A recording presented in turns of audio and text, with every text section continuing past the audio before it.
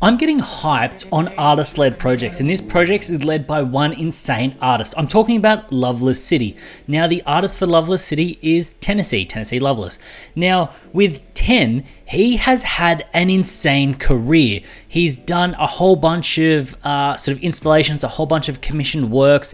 He's got a very distinctive style, and he's been doing this for decades. Now, what also makes me super bullish about this project is the team behind it. You may know VonDoom if you've been on Twitter. Now, VonDoom is sort of co-founder of the project and also helping run this up. He has been working with Tennessee for the last 8 months to get this project. So the fact is they've been in the space for sort of 8 months working on this to kind of bring it up to where it needs to be, which is great. But the fact is VonDoom and his network, they've seen so much in the NFT space, so they really want to do something different, something that pushes the envelope. So that's why I'm super excited about this project. So I want to butt in real quick and say, full disclosure, I am on the whitelist for this project. I was a fan of this project before I was whitelisted. I would have always made this video, but the idea that I was able to reach out and actually kind of connect some of the dots, fill in the gaps that are in my mind when it came down to this project, just made me even more bullish for this project. So please do take that into consideration when you're watching this video. It may be considered as pumping my own bag. Anyway, let's get back into it.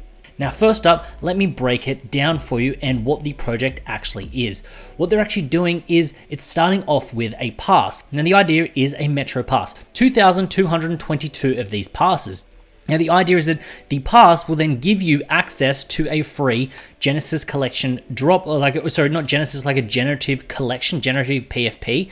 Then there will be another collab with Creeps later on, but people that you won't need to just own Creeps, they're going to work out a way that Metro Pass holders can actually kind of access it. Now, the reason it's called a pass and it's called a Metro Pass, and I also like the fact that it is kind of done in a way that's interesting and fun looking, it's not just a typical pass, is the fact that what Tennessee wanted to do is he wanted to create this world, the Loveless City. This is the world. And the idea is that to get access to the world, you need a Metro Pass to get around this city. So that's where that idea comes from. Now, the other aspect, and right now it's super hot, is the fact that people are doing passes. Now, when I mean passes, what means it means that you get this pass early, and that's your ticket to then future drops, be it whitelists or sort of free mints, things like that later. So I love this concept. Now this isn't necessarily in my words. I actually had a talk to VonDoom, which I'll touch on a little bit later, is the fact that this has been built in a way to create supply shock. Now, what I'm saying here is we've got 2,222 and they're selling at 0.1 ETH each. Now, what's going to happen is with 2,222, this supply is super tight. So it means that this is going to boost up, run up hard, which will then give a lot of weight to the generative PFP.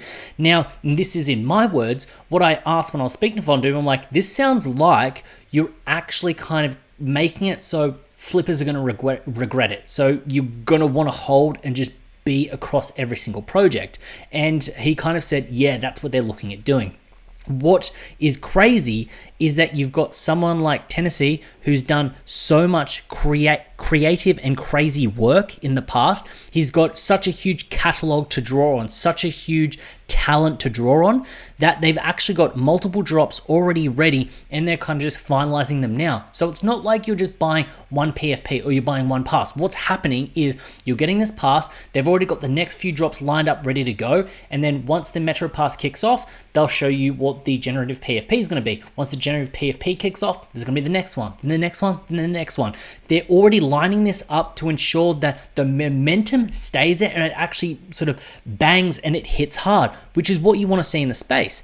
Now, the reason that I really like this concept and the way that this kind of runs is the fact that when you look at just art like this, it has this design language that just hits. You can see that it's cohesive. You can see that it's well thought out. You can see that it's well designed.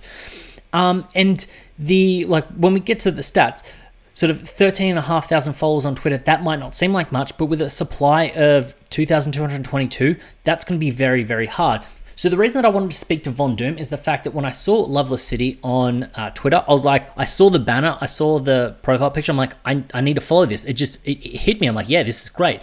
So what I did is I was put in touch with VonDoom because I wanted to kind of ask some questions and kind of fill in the gaps when it came down to the project.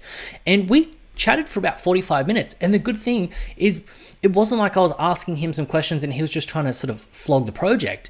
He was coming at me with the way that he wanted to approach the project, the way that Tennessee wanted to kind of approach the project, the way that projects are kind of happening in the current space. And one quote that he said that resonated with me, he goes, 2022 is going to be about the artist. And the fact that, and we're not trying to put it down, the fact that a lot of projects will outsource the art somewhere else, hire someone to commission the art and just run out the project. And there's nothing wrong with that. Those projects can do well.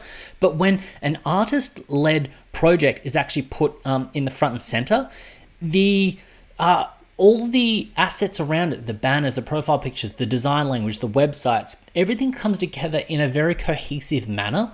And it makes for a very fun, enjoyable, long-running project because they're in it for the long run, essentially. So the culmination of this is the fact that we have such a talented artist like Ten. We're then taking some veterans in the NFT space that have seen it all happen before, and they kind of know how to run this up in a way that can be different to then try to get to that blue chip status, to just get to the top 20 on OpenSea and stay there. And the way that this is designed and structured is to create that supply shock, but it's to also use the artist and their speed and execution to then continuously evolve and adapt and run this out in a sense that kind of builds the brand and the ecosystem. So to bluntly put it, VonDoom has the reach and the influence to be able to reach out and do a collaboration with something like Creeps, because if he wants to kind of reach out and speak to a project or a founder somewhere, they're going to answer his call essentially. So this is another aspect that kind of adds weight to the project, where you've got an artist that just has some weight in the artistic realm and career and is doing something that actually translates very well for NFTs, but then you've also got a team that's stacked that can actually push this together and push it through. This is where you kind of get a culmination for what should be a future blue chip project, because all the assets kind of line up. And then also in their Discord, it is currently locked. They've got 5,000 members in their Discord, and it's a fun, cool vibe. And this is also something that I like what they're doing. They're doing this thing called love bombs. Now, they're kind of like a Twitter raid, but they don't want people to sort of just go like, hey, Loveless City, Loveless City. It's just the fact that they want you to kind of just jump in and just like up an artist. So the idea is that someone from the team can see someone that's like putting out art, even if they've only got 20 or 30 followers. And the idea is like everyone can come in and just like love raid them. Just hit up that like button. So when they wake up in the morning, there's sort of 200, 300, 400 likes on a post that they've done, and that kind of just really runs that forward, which I think is just really cool, and just adds to the fact that they're trying to really build a big sense of community, and it really shows and it comes through. So I hope you found value in this video. If you did, please consider hitting up that subscribe button, or while you're down there, also hit up the like button. As always, it's been a pleasure having you with me. I look forward to seeing you in the next one.